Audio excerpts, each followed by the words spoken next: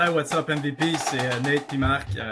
En fait, je suis le coordinateur du succès client chez MVP. Puis aujourd'hui, on parle des athlètes, des multi-athlètes, de multipositions. Donc, on parle de multisport, spécialisation active dans le sport, bon ou pas. Fait que, est-ce qu'il y a un âge qu'on devrait se spécialiser 100% sur un sport? Fait que, j'ai hâte de voir ce que tu en penses. Prends le temps d'écouter le podcast. Puis, n'hésite pas à nous envoyer tes commentaires.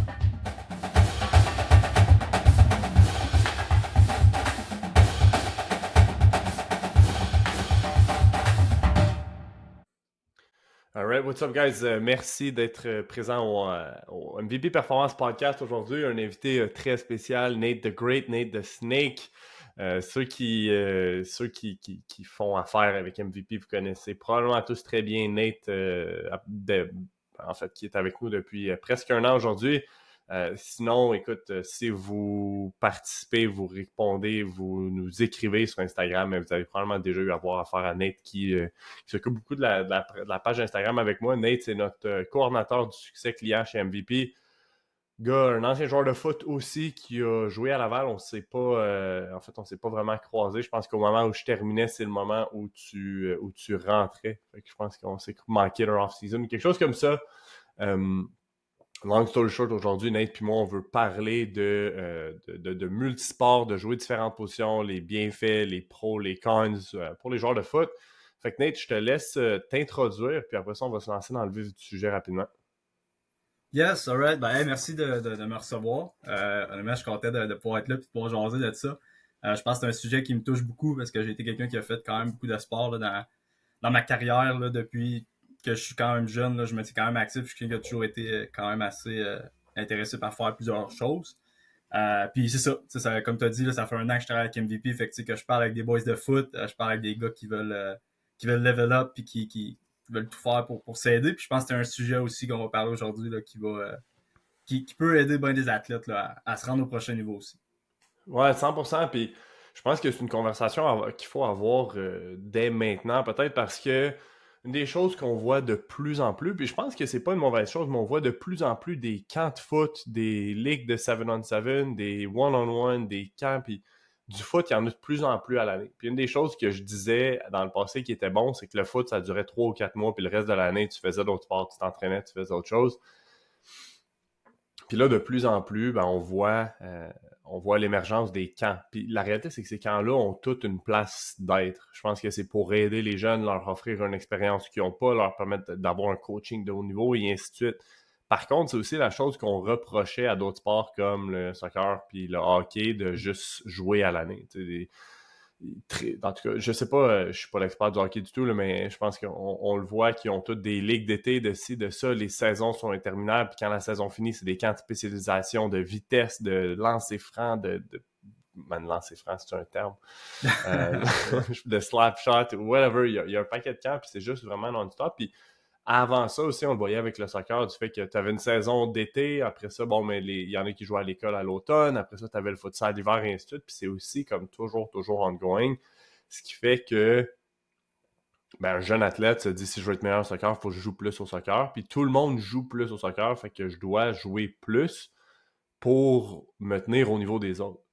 Par contre, je pense que c'est une erreur, puis de plus en plus, je pense que corrige-moi si je me trompe, mais les coachs s'en rendent compte, du moins dans le monde du foot, dans plusieurs autres mondes, se rendent compte de l'importance de faire du multisport. J'ai vu des programmes de foot là, à tous les niveaux au secondaire. Nous, on le faisait beaucoup quand j'ai coaché à Pointe-Lévis, mais je sais que quand mes frères se faisaient recruter à Saint-Jean, par exemple, il y avait des journées multisports chaque semaine pendant l'off-season, des affaires comme ça. Puis je pense que c'est absolument un must. Fait que le but aujourd'hui, c'est peut-être de raise un certain awareness sur ce sujet-là. Toi, mettons, Nate, comment ça a été ton développement athlétique, si on veut? Est-ce que tu as passé par plusieurs sports? À partir de quand tu as commencé à jouer au foot? Quand est-ce que tu t'es dit, OK, là, je suis un joueur de foot et là-dedans, je me spécialise? Si on parle de ton parcours à toi. Ben, je te dirais que ça a été quand même long avant que je me définisse comme un joueur de foot. Puis tu sais, je parle plus du cégep. Puis encore là, je pense même jusqu'à l'université, je pratiquais encore plusieurs sports. Là. Tu sais, j'ai commencé à en jouer un peu comme tout le monde au soccer. Je pense que c'est le sport qui est le plus accessible pour tous. Là. Je veux dire, tu joues au soccer dans la cour d'école, tu joues au soccer dans tes premières années du primaire. Puis j'ai commencé le hockey aussi quand même très jeune. Tu sais, j'avais 5 ans, peut-être la première fois que j'ai commencé à patiner, que mes parents m'ont inscrit à des petites écoles de hockey pour apprendre à patiner. Puis je continue à croire que de juste apprendre à patiner, c'est un skill que tout le monde devrait apprendre quand t'es jeune. Fait que, tu sais, j'ai commencé à jouer au soccer, j'ai commencé à jouer au hockey un petit peu. Tu sais, après ça, le foot, j'ai commencé peut-être plus 5e année du primaire, un peu comme tout le monde. Les petites flags, les petites périodes de session estivale là, de flag foot au primaire. Après ça, je voulais toucher à tout. Fait que, j'ai commencé à jouer au golf, je devais avoir 10 ans. Je joue encore au golf aujourd'hui. Fait que, There you go. l'hiver, j'étais dans les arénas. L'été, j'étais sur les terrains de golf, terrain de soccer aussi. Après ça, ben là, le foot a commencé. Au secondaire, j'ai délaissé un peu le soccer pour jouer au foot un petit peu plus. Puis je pense que c'est pour ça peut-être que je suis devenu quelqu'un aussi au foot, parce que j'avais eu ce background-là au soccer. Je te dirais que hockey, j'ai continué, j'ai joué junior là, quand j'étais encore au cégep, quand j'étais encore en Beauce, puis que je pouvais le faire avec mon équipe junior là-bas. Fait que, je jouais au hockey, je jouais au foot pas mal toute ma vie, là, de 10 ans à peut-être 20, 21 ans, là, je jouais encore au hockey. Golf aussi. Fait que, je passais mes étés sur le terrain de golf. Puis c'est un petit peu comme ça, je te dirais que je me suis développé à travers chaque sport. J'étais tout le temps quelqu'un qui voulait faire du sport. Fait que, j'ai touché un peu à tout. Puis t'en parlais un peu tantôt, le hockey, c'était reconnu pour faire du sport, un sport que tu peux faire à l'année. Je veux dire, une patinoire, je veux dire, c'était fait de janvier à décembre, puis tu pouvais jouer au hockey tout le temps, même l'été, faire du 3A, puis tout ça. Mais le foot, je pense pas que c'était un sport où tu pouvais le faire tant que ça. Les stades intérieurs, ça n'existait pas vraiment beaucoup, où c'était, t'en avais à Québec un peu, t'en avais à Montréal, mais en région, quoi que ce soit, ça n'existait pas bien bas.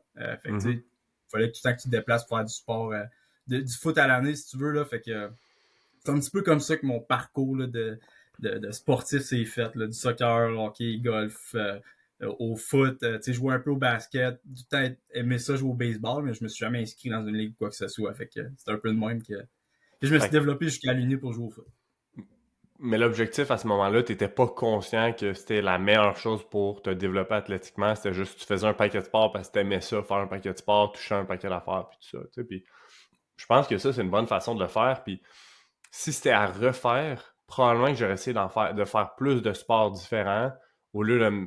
Puis tu sais, j'ai commencé à jouer au foot tard, je veux dire, pour ma génération, puis de où je viens, il y avait personne qui jouait au foot. Là. Fait que tu sais, tard maintenant, c'est pas comme tard aujourd'hui. Là. Je veux dire, maintenant, il y a des kids qui commencent à jouer au foot à comme 5-6 ans. Mes petits frères ont commencé, il y avait ça, puis j'ai coaché, puis c'était en équipement, c'était flag, versus moi, j'ai commencé, je m'en allais en 6e année. J'avais 11 ans, mettons, quand j'ai commencé à jouer au foot.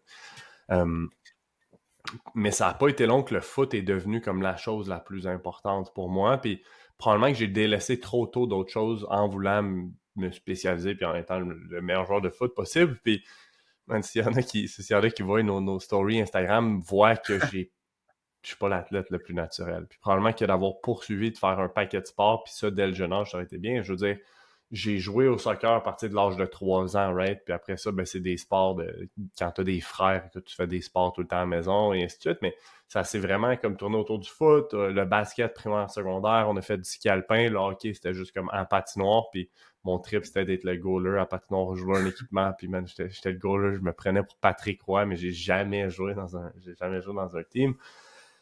Puis rapidement au secondaire, quand le foot est devenu comme sérieux pour moi, puis je me suis dit, OK, c'est ça que je veux faire, ben là, je continue à jouer au basket. Mais, en fait, j'ai aussi fait du cheer.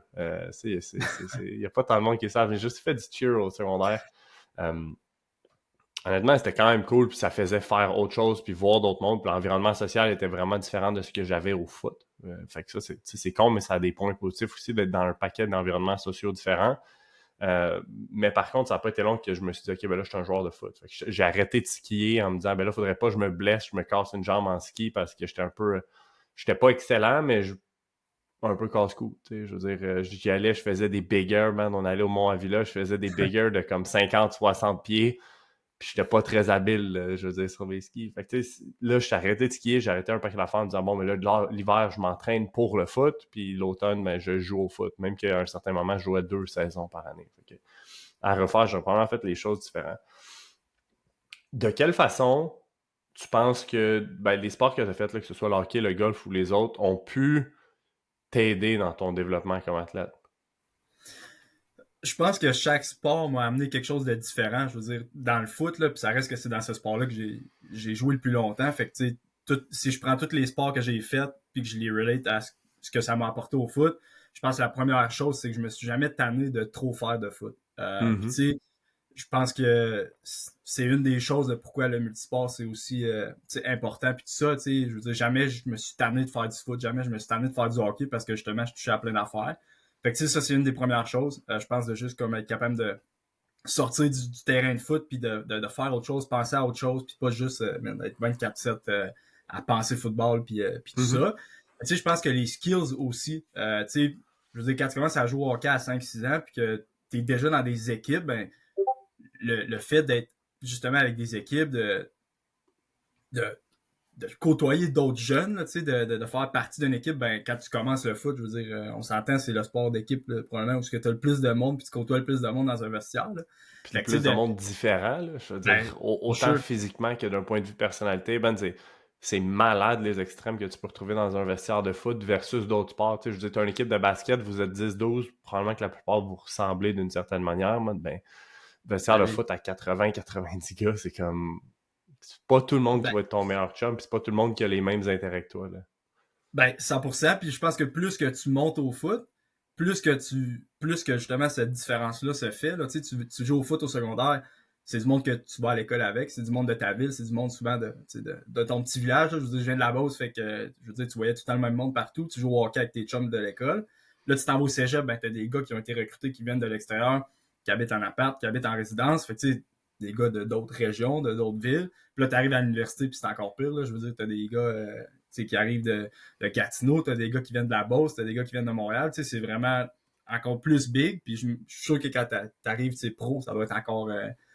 Ben, c'est déjà beaucoup pire, là, mais je veux dire, plus que tu montes au foot, plus ton locus s'agrandit, mais en termes de différence aussi, il va en avoir une, c'est sûr. Ouais, 100%. 100%, puis c'est une des... Tu sais, ce que tu disais, c'est que tout va translate d'un sport à l'autre, puis man, les deux, on a fait le cours là, de développement à long terme de l'athlète en Ouais. intervention sportive, là. Puis c'est une des choses qui... J'en étais conscient, mais depuis que j'ai fait ce cours-là, j'en suis vraiment plus conscient des impacts de ça, puis quelle différence ça peut faire dans le développement à long terme d'un athlète. Puis c'est drôle parce que j'avais une conversation hier avec un de mes anciens teammates qui joue pro au foot en ce moment. Fait que, sans le nommer, là, mais on avait une conversation par rapport à Lamar Jackson puis Pat Mahomes. Tu sais, parce que je sais pas si tu as vu, là, mais Pat Mahomes, il y a une photo qui est sortie de lui en bédaine dans le vestiaire après la game, Yeah. puis il m'envoie ça, puis il est comme, man, comment ce gars-là a l'air de ça, tu sais.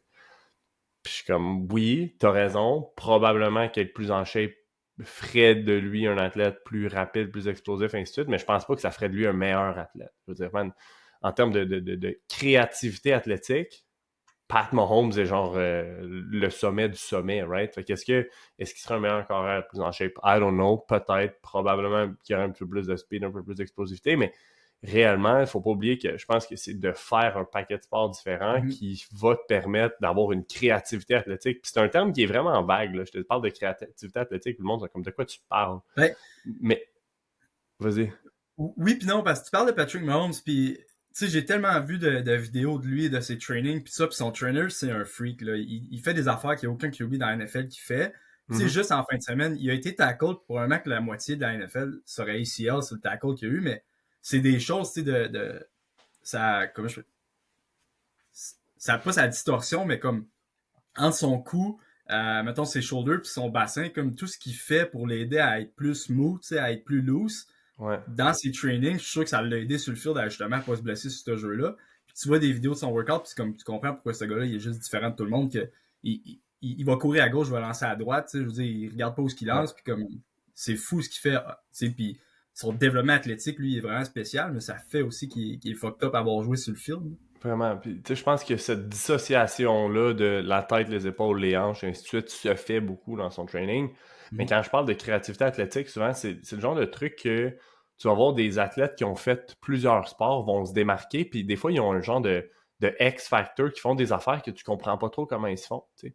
Un athlète qui arrive au foot, puis je te lance un exemple les passes latérales de Travis Kelce. C'est pas enseigné, c'est pas pratiqué, mais il y a une créativité sportive qui doit venir de d'autres sports qu'il a fait. T'sais. Man, sais-tu, par rapport au hockey, de comme, hey, je vais perdre la rondelle là, je fais une latérale, ou, tu sais, d'avoir une plus grande vision du terrain, parce qu'il y en a d'autres qui pognent la balle, là, c'est comme, bouzou, puis là, je cherche le end zone, je cherche comment, versus lui, Mhm. pogne la balle, puis c'est comme, c'est quoi mes options, puis dans ces options, c'est pas juste de savoir, je vais à droite, à gauche ou en avant, c'est, est-ce que je peux le donner le ballon à quelqu'un d'autre? C'est un malade, là. Comme je suis pas en train de Yeah. dire à tout le monde de faire des Mais, latérales, de genre lancer le ballon, mais cette créativité-là sportive vient, selon moi, d'autres sports. Puis avec BAM, on avait déjà fait un camp de développement athlétique.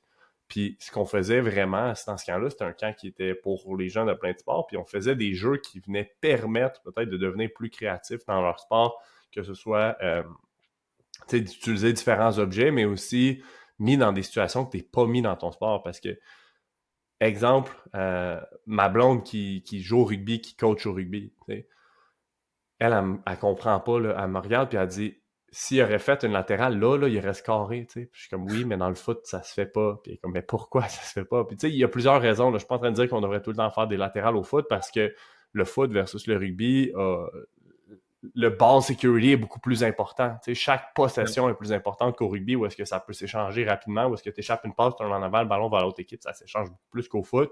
Versus au foot, faire un drive de 8, 10, 12 jeux, driver le terrain, garder la possession du ballon, c'est important. Mais de faire plusieurs sports va te permettre de voir des choses différentes puis agir de façon différente sur le terrain, c'est sûr. Là. yeah. Puis, tu parlais de Pat Mahomes qui te lance des passes des fois qui ont juste pas de sens. Là. Il lançait par en dessous ou Ouais. juste shovel pass.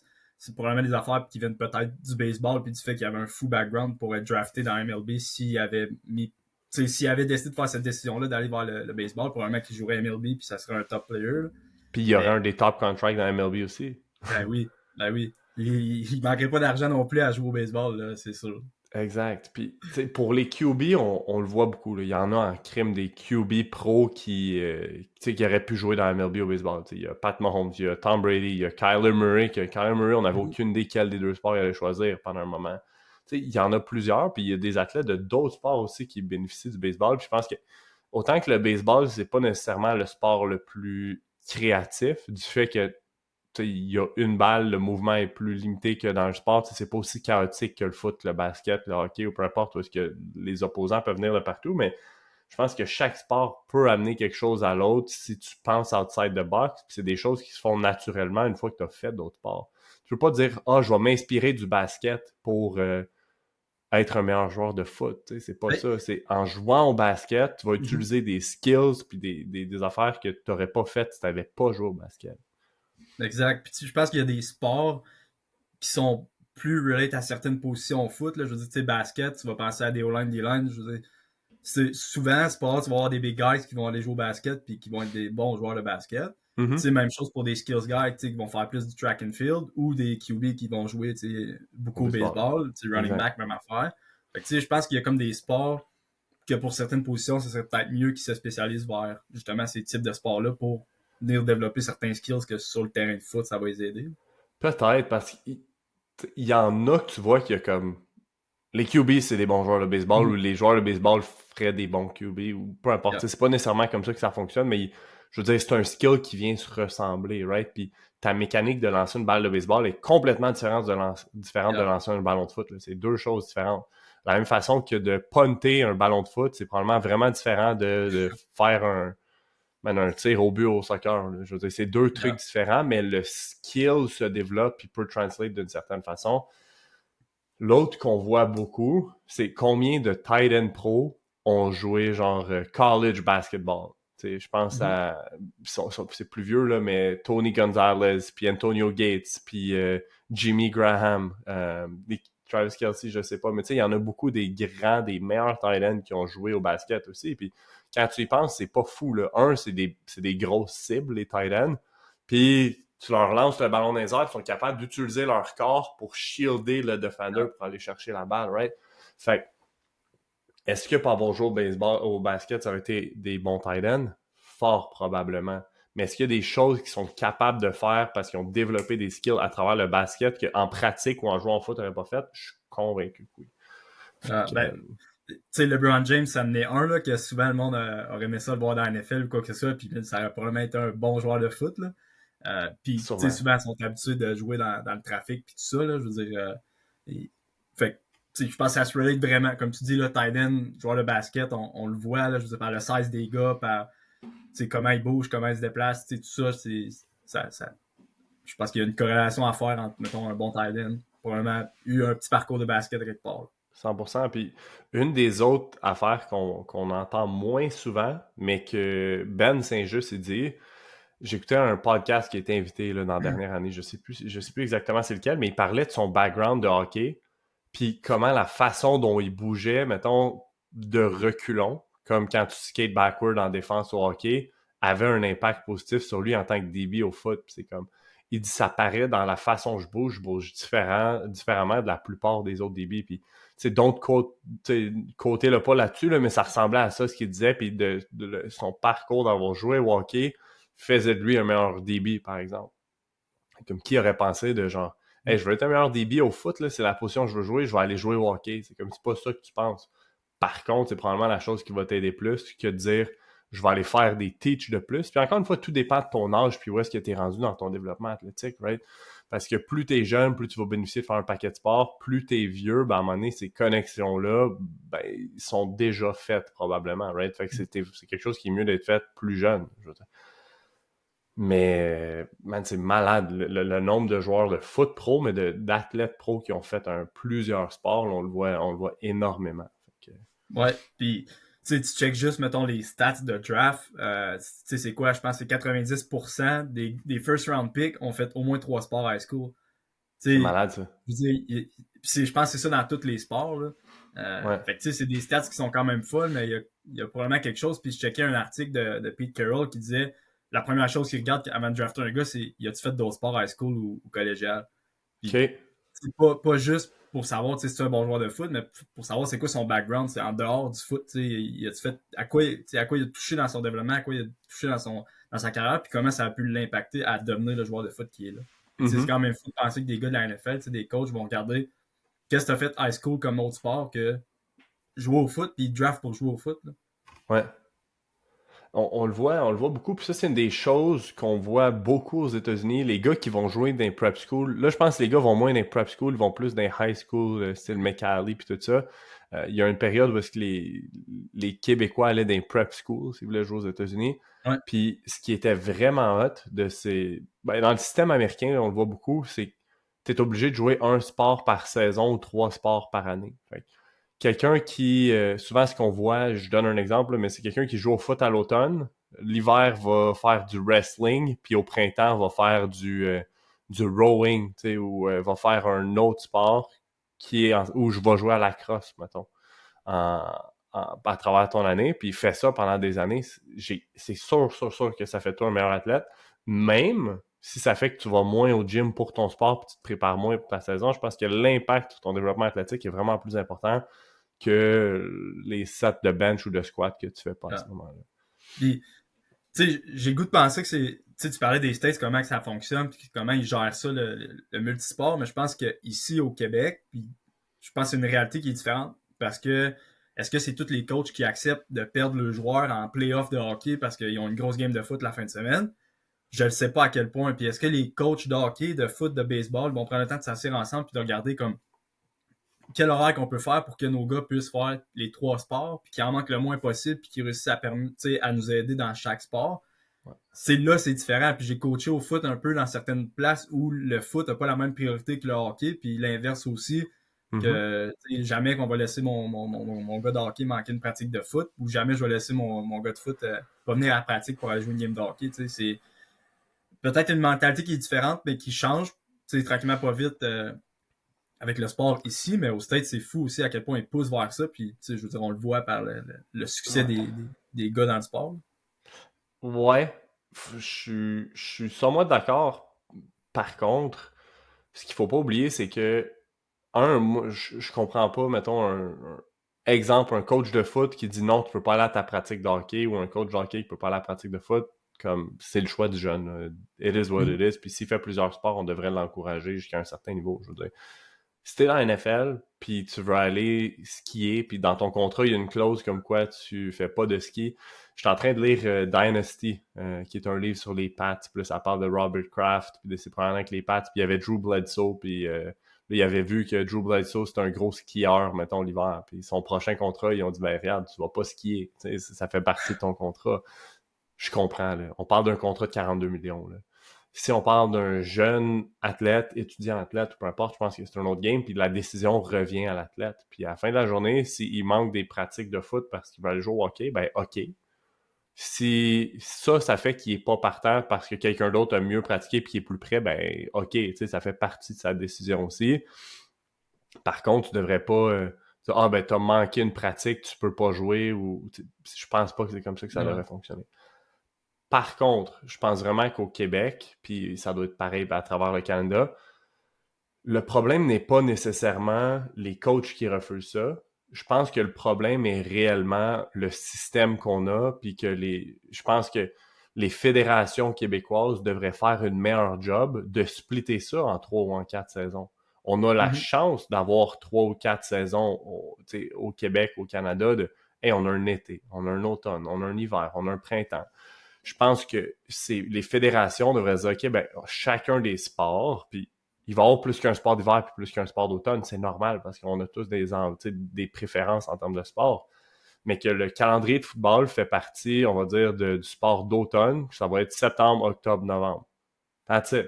Le hockey pourrait être décembre, janvier, février. Puis après ça, le rowing puis la crosse pourrait être mars, avril, mai. Puis l'été, c'est soccer puis whatever else, puis le track and field, par exemple. Tu sais, je lance une idée puis c'est comme séparé à coup de 3 mois. Ça pourrait être 3 saisons séparées à coup de 4 mois. Je veux dire, il y a plein de façons de le faire, mais je pense que d'avoir un système sportif qui est cohérent d'un sport à l'autre permettrait le développement beaucoup plus grand des athlètes.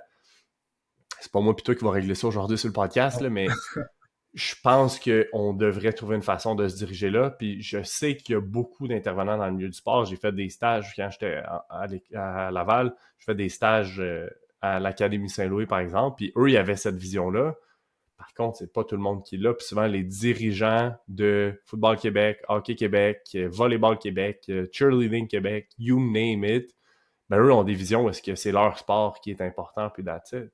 Mais je pense que si on pense au big picture puis au développement des jeunes, ce serait vraiment, vraiment, vraiment important d'arriver à un système qui permettrait ça. Puis après ça, l'athlète fera les choix, quel sport qu'il a envie de faire par saison. Puis si tu as envie de faire 2 sports d'hiver, ben man, figure it out ou tu peux pas, tu sais.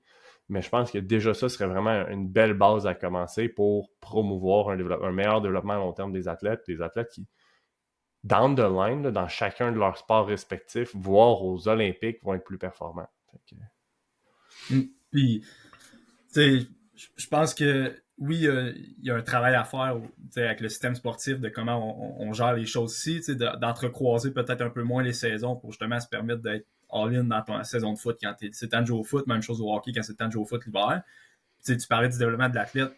Tu sais, juste des jeunes qui vont faire juste un sport, probablement que tu en connais déjà, t'en as en tête qui te viennent, là, mais tu sais, prends un gars qui a commencé à jouer au foot, c'est quand même jeune, puis il faisait ça 100% de son temps, il faisait tous les camps possibles, le gars c'était un stud, sur le terrain. Puis à long terme, il n'est pas devenu un meilleur joueur de foot que personne. Il a dominé pendant le temps où il mettait 100% de son temps là-dedans, mais drôlement, celui-là qui pratiquait plein de sports, rendu à l'université, il performait plus peut-être que celui-là qui a tout mis dans le foot quand il était plus jeune. Puis oui, c'est peut-être tanné aussi de jouer au foot parce qu'il faisait juste ça 100% de son temps.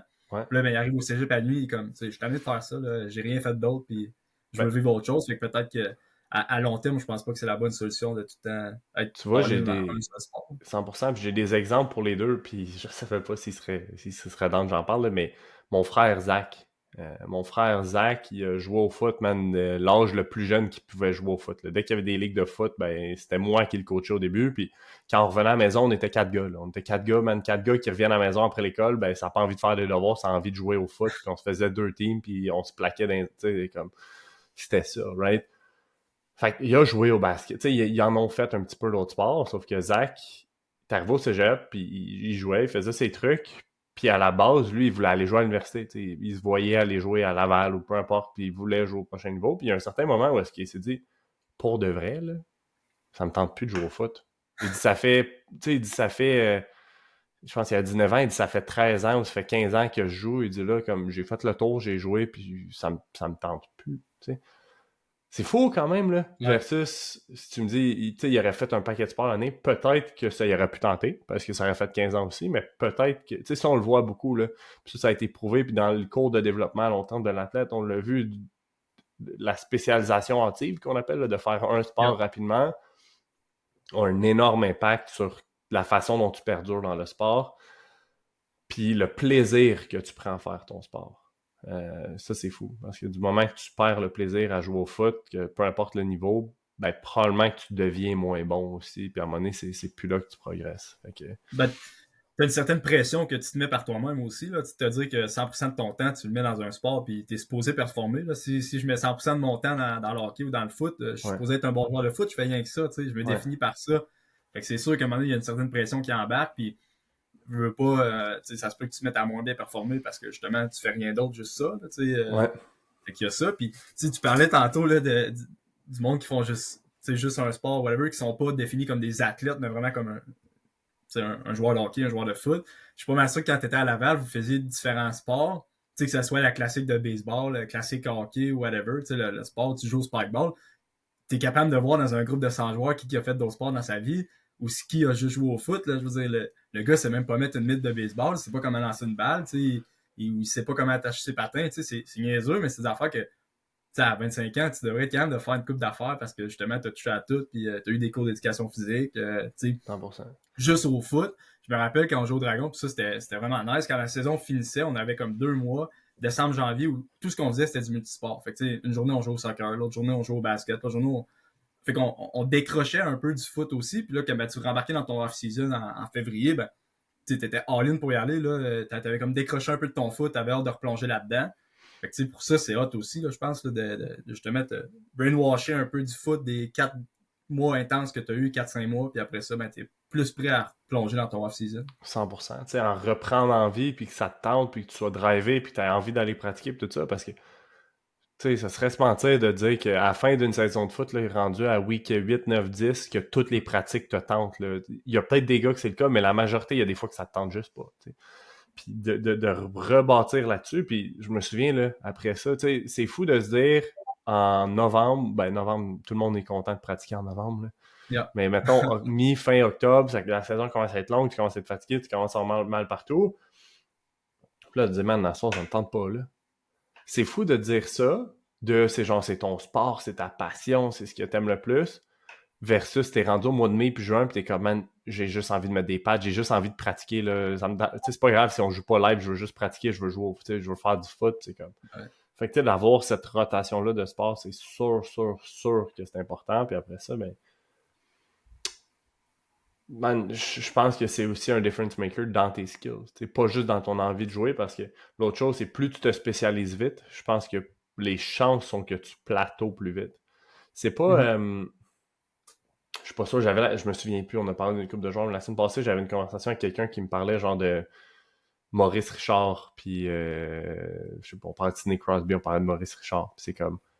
Maurice Richard, là, il jouait pas tout le temps au hockey. Là. Il mettait ses patins, il allait jouer, puis il était juste great, mettons. Là, il était juste really fucking great. Puis c'est pas parce qu'il en faisait plus que tout le monde. Puis Sidney Crosby, quelqu'un, je vais dire de quoi, puis quelqu'un va commenter, me dire que je dis de la merde, là, fait que je me lancerai pas. Mais il me semble que j'avais entendu des affaires comme ça, que c'était pas le gars qui faisait juste ça tout le temps, mais son surnom de genre Sid the Kid ou peu importe. Maurice Richard, c'était The Great, je pense, son surnom, quelque chose de genre.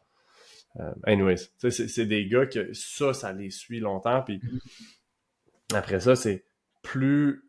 Il y a deux façons de le voir aussi, right? Parce que, exemple, t'as ceux qui vont vraiment faire ça tôt, puis qui vont plateau vite dans leur niveau de skills, puis ce qui va évoluer, c'est leur développement physique. Fait qu'ils vont devenir plus gros, plus fort, plus vite, mais d'un point de vue skill, ça va se ressembler. Par contre, t'as aussi l'opposé qui est vrai. T'sais, je veux dire, tu me remets quand je joue au foot, puis oui, Bam Tam, je jouais civil, ou cadet, tu sais, Benjamin cadet, j'étais plus grand, j'étais plus gros, j'étais plus vite que tout le monde. J'étais juste plus mature physiquement que tout le monde à ce moment-là. Je suis rentré au secondaire, je faisais 5 pieds 10. Là, j'étais plus grand que les secondaires 4-5. T'sais. Mais ça m'a tellement nuit dans mon développement, parce que à partir de là, moi, je blitzais ou je faisais quelque chose, là, je tassais le monde, je courais, c'est comme s'il y avait des cônes que je tassais, et ainsi de suite, tu sais. Fait que d'un point de vue skills, je me suis fucking pas développé, là. Je veux dire, je développais pas de skills, j'étais juste plus gros, je prenais le ballon, là, genre, j'étais middle linebacker, fullback, puis punt returner. Tu sais. Je veux dire, je retournais des punts, puis toutes les punts que je retournais, je scorais. Pas parce que j'étais un bon punt returner, j'étais plus grand, j'étais plus gros que tout le monde, puis le monde voulait pas me plaquer. Puis là, tu scores. C'est comme, est-ce que ça aurait fait de moi un bon punt returner au niveau collégial? Absolument pas, man. J'étais juste comme... Puis ça m'a vraiment limité dans mes skills dans the line. Tu sais, tu blitz, puis le pass rush n'a jamais été une force pour moi parce que plus jeune, je faisais juste comme hit the gap, puis je rentrais, tu sais.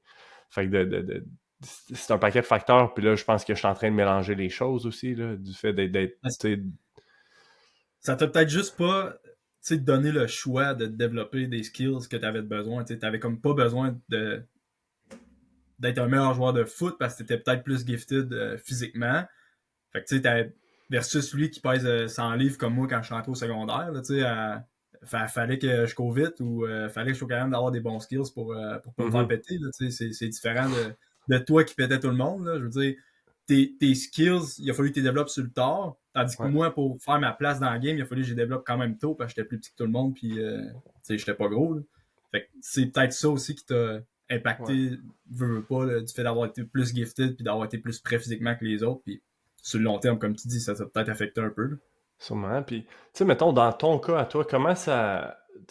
Par rapport au foot, parce que même rendu à l'université, je pense que tu jouais comme receveur puis comme botteur, tu faisais encore les deux. Comment est-ce que.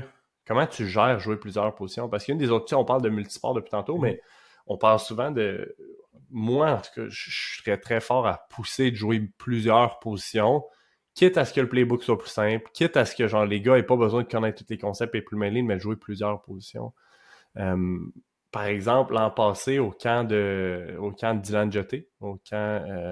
Man, je sais pas pourquoi j'ai un blanc. Il va m'en vouloir que j'ai un blanc sur le nom de son camp. Québec on the map. Québec on the map. OK, fait qu'au camp Québec on the map, il y a un moment où est-ce que. Man, il devait avoir 30 receveurs, 2 DB.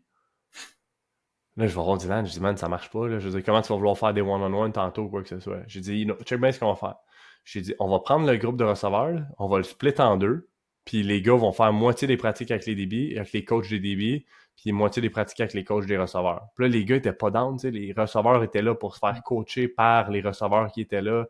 Il y avait Kevin Mittal, il y avait Iraghi. Fait que les gars voulaient se faire coacher puis faire des trucs de receveur tout le long. Puis là, moi, puis je t'allais voir Dylan, j'ai dit, ben, c'est pas ça. Ça sera pas ça aujourd'hui. Tu sais, je veux dire, les gars vont pratiquer comme des billets, puis ça va faire d'eux éventuellement des meilleurs receveurs parce qu'ils vont comprendre les deux côtés. Puis next thing you know, c'est probablement la meilleure chose qu'on ait pu faire pour ces jeunes-là cette journée-là. Tu sais, là, t'apprends, OK, ben, le DB, comment il se positionne, comment il step. OK, c'est quoi son footwork? S'il fait ça, comment tu vas pouvoir t'ouvrir après sur un route? Puis je pense que jouer multi-position, c'est aussi vraiment puissant. Yeah. T'as-tu déjà, la semaine passée, j'ai écouté un podcast avec Brandon Marshall. T'as-tu déjà entendu son histoire, Brandon Marshall? Tu sais c'est qui? Non. Ouais, je sais c'est qui, mais je connais pas son histoire. OK, c'est un receveur monstrueux là, qui a joué dans la NFL plusieurs années. Je sais qu'il a joué avec les Broncos, il a joué avec les Jets. Peut-être fait une autre équipe. Puis, long story short, Brandon Marshall, quand il s'en allait à l'université, là, j'ai un blanc sur l'université où est-ce qu'il a joué, mais il y allait comme receveur, puis ainsi de suite, puis lui, il voulait jouer receveur, dans le fond. Mais au secondaire, il jouait safety, tu sais, c'est un safety de genre 205, puis il était animal comme safety, mais il voulait jouer receveur. Finalement, il se faisait offrir de walk-on à certaines places comme receveur, mais lui, il est comme, je veux aller sur un full ride. Finalement, il n'est pas allé nécessairement à l'école où il rêvait d'aller. Fait qu'il y a eu un full ride comme receveur ailleurs, qui n'était pas son école de rêve. Puis à sa deuxième année, ils ont perdu toute leur DB, il n'y avait plus personne. Fait que lui et un autre receveur sont allés jouer DB finalement. Fait que là, lui a joué safety, l'autre a joué genre corner un an. C'était les deux leaders de la défense, le leading tackler puis leading dans les interceptions. Ils ont tout sauté en défense cette année-là. Les coachs auraient très pu bien dire, bon, ben, vous restez là, les boys, vous êtes trop bons pour qu'on vous enlève, mais l'année d'après, ils sont retournés jouer receveur, puis c'est des gars qui ont eu des belles carrières pour la suite, puis Brandon Marshall a joué NFL, puis probablement que le fait d'avoir aussi joué, puis dominé comme safety, puis compris la game comme safety, a fait de lui un meilleur receveur jusqu'au niveau le plus haut qu'il aurait pu aller. Je pense qu'il est allé au Pro Bowl, puis tout ça. Fait que... Yeah. Ben, tu sais, je pense que tu développes, encore une fois, ça revient à ce qu'on disait tantôt, mais tu développes des skills à chaque position qui vont t'aider, peu importe si tu joues du côté du ballon. Là. Je veux dire, tu disais tantôt, si tu joues des billes, tu comprends ce qui se passe dans la tête du receveur, puis à l'inverse aussi. Je veux dire, si t'as joué linebacker, t'as joué safety, t'as joué DB, puis tu t'en vas jouer QB, clairement que tu vas comprendre comment la def fonctionne, puis comment ça marche un scheme de défensif, puis comment l'utiliser à ton avantage comme QB. Là. Fait que, tu sais, Christian McCaffrey, il s'en va au Super Bowl, mais ce gars-là, c'est probablement joué toutes les positions qu'il pouvait jouer sur un terrain de foot quand il était plus jeune, là, pour voir ce qu'il fait sur un terrain. C'est fou, là, tu sais, ça fait des joueurs de foot complets, puis peu importe où tu as besoin d'un gars, tu sais que tu peux le mettre, puis il va t'aider à avoir une meilleure équipe de foot au final. Mais McCaffrey, t'en parles, puis j'ai vu quelque chose hier. C'est incroyable, l'histoire de sa famille. Là. Je veux dire, son père, je pense, a gagné 3 Super Bowls avec les Niners, si je me trompe pas. Puis si McCaffrey gagne le temps où le podcast va release, je pense que c'est la semaine qui suit, ça serait la première fois qu'un père puis un fils gagnent le Super Bowl avec la même organisation, mettons. Mais, tu sais, sa mère, c'était une méga, je pense que sa mère jouait au soccer elle était stud au soccer college en D1. Son grand-père était genre des meilleurs athlètes au monde back then, qui gagnait des events de track and field, puis des 100 mètres, des 200 mètres, des affaires, tu sais, c'est comme... Lui, il vient d'un... Tu sais, c'est quasiment un genetic pool qui a été... je veux dire, c'est quasiment un glitch, là. Je veux dire, dans ses gènes, il y a tout ce qu'il faut. Puis c'est pas pour rien que c'est à peu près le seul running back blanc qui a du succès dans la NFL, là. Je veux dire, athlétiquement, il a tout ce qu'il faut. Puis je pense qu'il vient d'une culture puis d'un work ethic qui fait qu'il y a du succès. Je veux dire, ton père joue dans la NFL, ta mère a joué D1 au soccer, c'était une great athlete. Ben, probablement que chez eux, ça a toujours bien mangé, runné straight, puis tout ça. Fait que... Ouais, ben, tu sais, il pouvait parler de track and field avec sa mère, il pouvait parler de foot avec son père. Dans son environnement à la maison, c'était pas juste foot. Là. Ses parents ont fait tout plein de sports aussi. Fait que pour lui aussi, là, ça y était dans un environnement où il pouvait faire plein d'affaires, il pouvait parler de n'importe quoi, puis il a pu toucher à tout aussi d'une certaine façon. Mais oui, il y a un bon bagage génétique, là, mais je veux dire, je pense qu'il a aussi touché à tout qui l'ont aidé avec l'athlète qui est aujourd'hui. Exact. Puis à un certain niveau, si tu joues au secondaire ou peu importe, puis je pense que plus le programme secondaire est gros, plus les gars vont être spécialisés à une position rapidement. Tu vas rentrer dans ton école en secondaire 1 puis tu es un DB. Ça, si tu vas dans un plus petit programme, il y a moins de gars qui jouent, et ainsi de suite. Peut-être que le coaching est moins, je ne vais pas dire moins fort, mais peut-être, mais va faire que tu n'auras pas le choix de jouer à plusieurs positions. Tu vas jouer dans une petite école secondaire qui fait que tu joues DB puis receveur, tu joues linebacker puis fullback ou running back. Je pense que ça, sur ton développement à long terme, peut être tout aussi positif que d'aller dans la meilleure école avec les meilleurs coachs, right? Fait que c'est pas nécessairement de... Tu sais, c'est de penser au big picture aussi. Pas tout le temps dire, bon, ben là, je vais avoir le meilleur coach de position de mon secondaire 1, là, comme... Ben, juste si on regarde les plus jeunes, là, je veux dire, t'as coaché au mini, là. Ouais. C'est rare que, comme, il y a un gars qui va me dire, moi, je vais être O-line. Tu sais, souvent, le gars qui va vouloir être QB, c'est probablement le gars que t'aurais mis sa ligne physiquement parlant, puis comme tout le monde veut jouer QB. Tout le monde veut être QB, personne veut jouer DB ou whatever. Fait que tu sais, c'est pas rare que il y a une sélection naturelle qui se fait aussi, malheureusement, à cet âge-là, là, à 5, 6, 7, 8 ans, parce que tu y vas avec le physique. Probablement que tu es capable, si tu regardes une ligne de 30 gars, tu es capable de dire qui va être tes athlètes, qui va être tes linemen, puis qui va être tes linebackers, mais en principe, ça devrait pas être ça à cet âge-là. Ouais. Le gars devrait pouvoir choisir, il veut jouer QB. Là. Man, vas-y, jouer QB, là, même si t'es un petit peu overweight, puis t'aurais peut-être plus de succès à la ligne. Là, on le voit au mini, là, c'est fou comment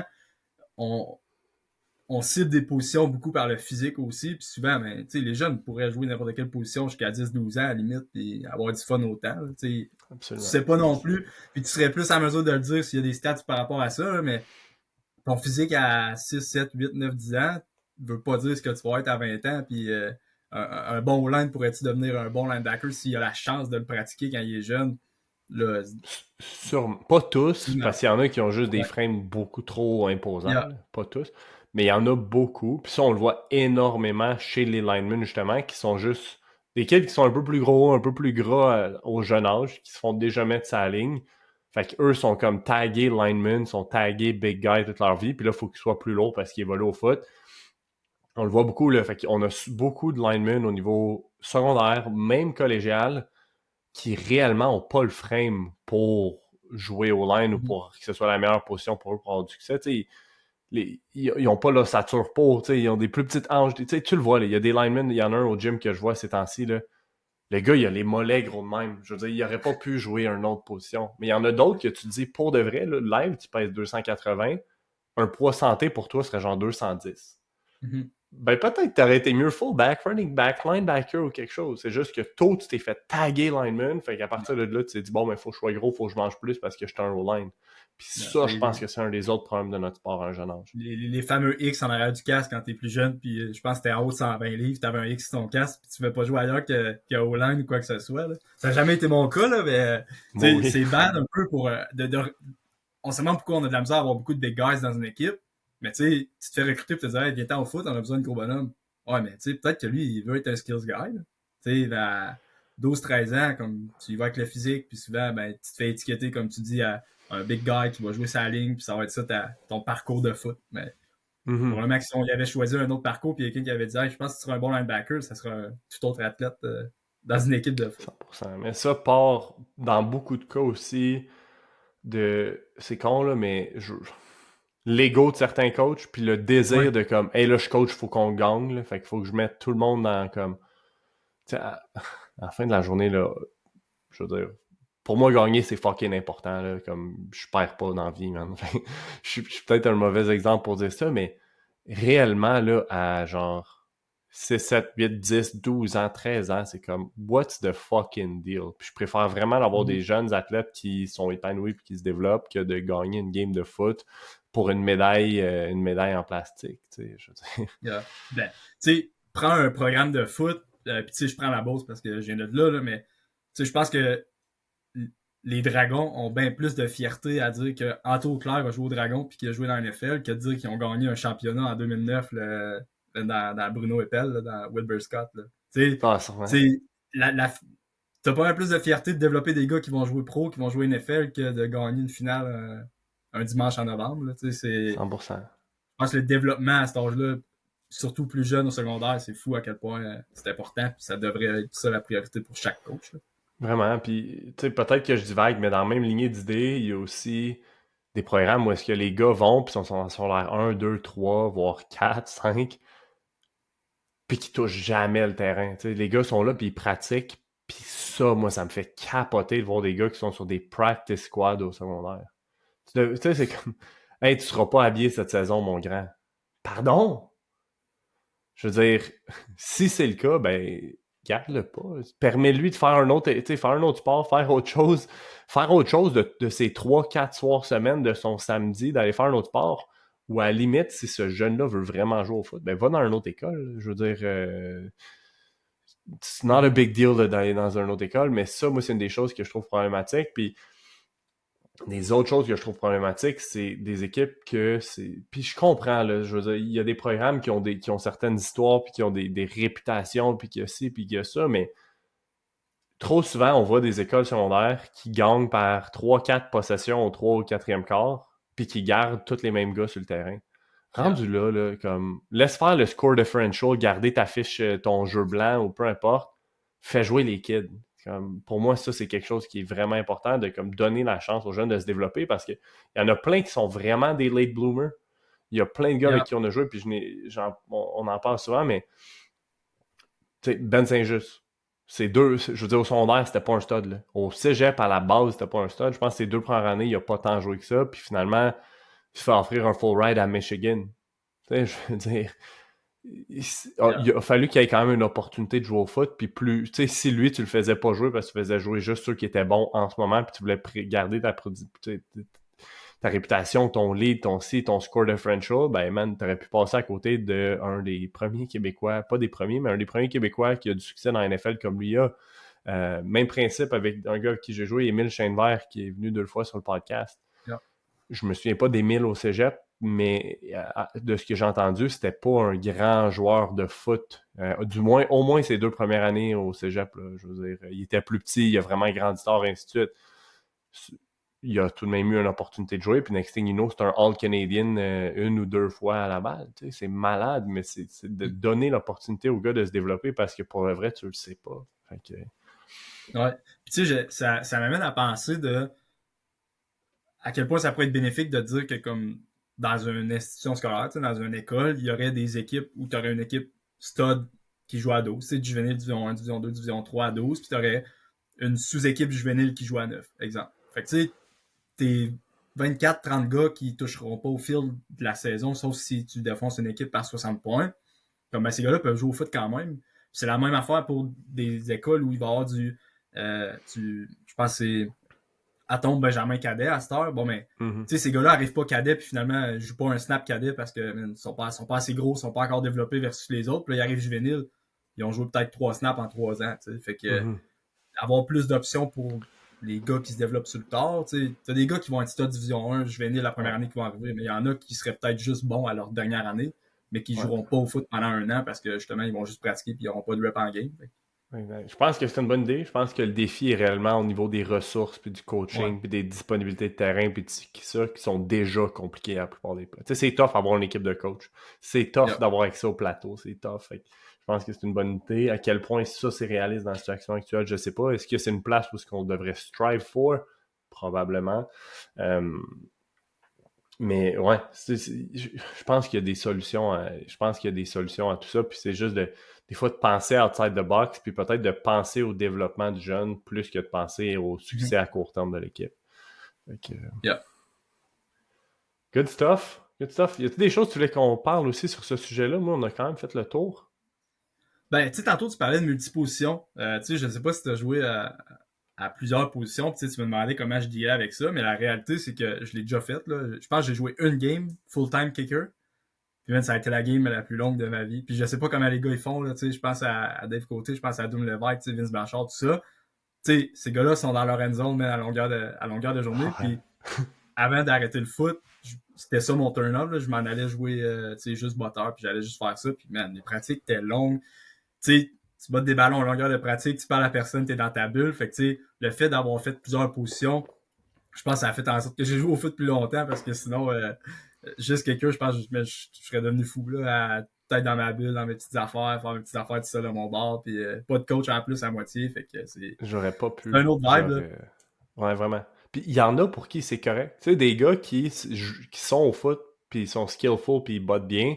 Mais peut-être que c'est des gars qui ont des personnalités de sport individuel. Parce que c'est Mhm. presque ça, être botteur. Tu sais, botteur au foot, c'est presque un sport individuel Ouais. dans une équipe. Là. Fait que, je veux dire, il y en a qui sont faits pour ça. Là. Je veux dire, il y en a qui, leur sport, c'est faire du vélo, puis ils s'assoient sur leur vélo, puis font des rides de 3, 4, 5, 6 heures, puis sont corrects avec ça. Tu sais. Fait que, Mhm. je pense que chacun Ben, a tu sa sais, place, mais...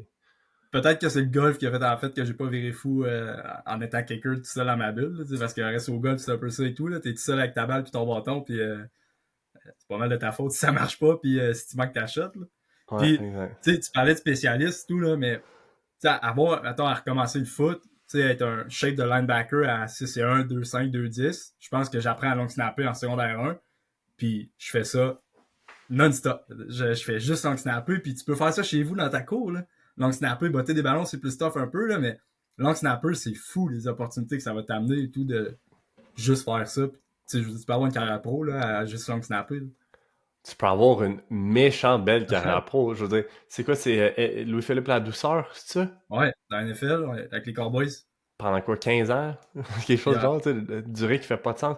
Ça, c'est un skill, honnêtement, là, que j'aurais dû apprendre. Puis il y a un off-season, parce que, je veux dire, je me suis toujours dit que je voulais jouer pro, puis il y a un moment à Laval où je me suis dit, si je veux me donner plus de chances de jouer pro, faut que je long snap. Tu sais, je joue linebacker, j'ai le size, j'ai le speed, j'ai ci, j'ai ça, faut que je long snap. Puis je les pick up, mais tu sais, vraiment trop tard pour vraiment être bon. Là. Mais ça, c'est le genre d'affaire que t'as absolument rien à perdre à le faire, là, à part Non. du temps. Mais ça peut tellement... Tu sais, quelqu'un qui veut jouer pro, là, que tu joues fullback, que tu joues linebacker, que tu joues DN, que tu joues DB. Tu sais, je veux dire, il y en a des DB qui long snap, là. Puis, man, ça, t'as raison. Ça, c'est un Yeah. skill Ben, que... tu long snap, tu descends la balle, si t'es capable de faire un tackle, je pense que t'es en business pour faire de quoi de bon. Là, rends la balle au spot, au botteur, puis après ça, descends faire le tackle. Puis Exact. tu peux jouer 10 ans CFL, tu peux jouer Exact. 10-12 ans sinon. Là. Mais faut pas banaliser. C'est vraiment un skill qui est comme... Yeah. C'est un skill à développer. Là. Faut que tu Yeah. sois vraiment, vraiment bon. Mais la valeur d'un bon long snapper, c'est malade. T'sais. À Team Québec, à chaque année, il y a un gars qui fait l'équipe parce qu'il long snap. T'sais. Il fait pas l'équipe parce que c'est un bon linebacker, un bon running back. Non, il fait l'équipe parce qu'il long snap et on a besoin d'un bon long snapper parce que mauvais long snapper peut te coûter une game. Là. Le release c'est pas assez bon, la balle est trop basse, si tu te fais bloquer, l'autre équipe score, boum, t'as un gros swing, tu sais. Long snapper, snap overhead. Tu viens de. Tu n'as pas le choix, il faut que tu donnes 2 points. Il y a un paquet de situations. C'est une job vraiment importante, puis je pense que ça peut vraiment permettre à un joueur de passer au prochain niveau. Yeah. Good stuff. Let's wrap it up. Merci, Nate. That was cool. On fera ça sur un autre sujet, peut-être, mais merci si vous êtes rendu là d'avoir écouté. Partagez-nous vos opinions sur la conversation qu'on a eue dans les commentaires ou quelque chose. Ce serait vraiment cool parce qu'il y a des choses que t'es peut-être pas d'accord, puis ça serait vraiment cool d'avoir un petit débat, une petite conversation sur le sujet. Sur ce, merci beaucoup, bonne journée, peace. Ciao. Si tu t'es rendu jusqu'ici, un énorme merci pour ton écoute.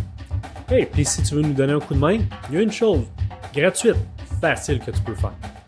Va nous laisser un review, soit sur Spotify, Apple Podcasts ou YouTube. Va nous mettre un petit commentaire pour nous dire à quel point tu apprécies le podcast. Ou tu pourrais même le share à quelqu'un que ça pourrait intéresser. Puis si tu trouves que ça prend trop de temps, hey, no worries, tu peux toujours nous laisser un 5-star review puis sans dire un mot.